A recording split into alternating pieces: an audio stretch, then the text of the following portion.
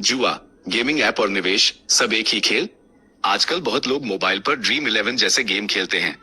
खिलाड़ी चुनना, टीम बनाना, पॉइंट्स जीतना, रैंकिंग में ऊपर जाना, सब कुछ बहुत मजेदार लगता है। FY23 में इस ऐप की कमाई थी 6,400 करोड़ रुपए। सोचिए कितने लोग इससे जुड़े हुए हैं।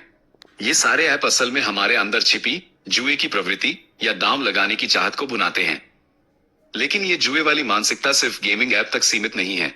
आजकल ये फाइनेंस की दुनिया में भी दिख रही है, खासकर futures and options F&O trading में। बहुत लोग यहाँ जल्दी मुनाफे की उम्मीद में पैसे लगाते हैं, लेकिन सच्चाई यह है कि यहाँ 10 में से 9 लोग पैसे हारते हैं, क्योंकि बड़े इन्वेस्टर, एल्गोरिथम और डाटा एनालिसिस की ताकत उनके पास है, जो आम आदमी के पास नहीं होती। ऊपर से हर ट्रांजैक्शन पर ब्रोकरेज करता है, मतलब किसी भी हालत में हाउस या प्लेटफॉर्म ही जीता है। तो फिर दिक्कत कहाँ है? ड्रीम 11 या F&O दोनों ही खुद को स्किल का खेल बताते हैं। लोग सोचते हैं वो खिलाड़ी का रिकॉर्ड देखकर या शेयर के चार्ट देखकर समझ गए हैं कि किससे मुनाफा होगा, लेकिन ज्यादातर बार ये सब किस्मत पर निर्भर करता है। थोड़ा जीतते ही लगता है एक बार और खेलते हैं, और इस तरह लोग नुकसान के जाल में फंस जाते हैं। असल खतरा कहाँ है? इन खेलों के चक्कर में लोग भूल जाते हैं असली संपत्ति बनाने का रास्ता, जैसे खुद की स्किल बढ़ाना, बिजनेस शुरू करना या सीप जैसे अनुशासित निवेश करना। ऊपर से F&O में लीवरेज की वजह से नुकसान इतना बढ़ सकता है कि पूरा पूंजी ही डूब सकती है। तो फिर रास्ता क्या है? कुछ स्टार्टअप्स कोशिश कर रहे हैं इस जुए की प्रवृत्ति को अच्छे काम में लगाने की, जैसे फैंटेसी स्टॉक ट्रेडिंग ऐप, जहां सीखने का मौका है लेकिन असली पैसे का रिस्क नहीं। हालांकि अभी तक इनकी प्रभावशीलता पूरी तरह साबित नहीं हुई है।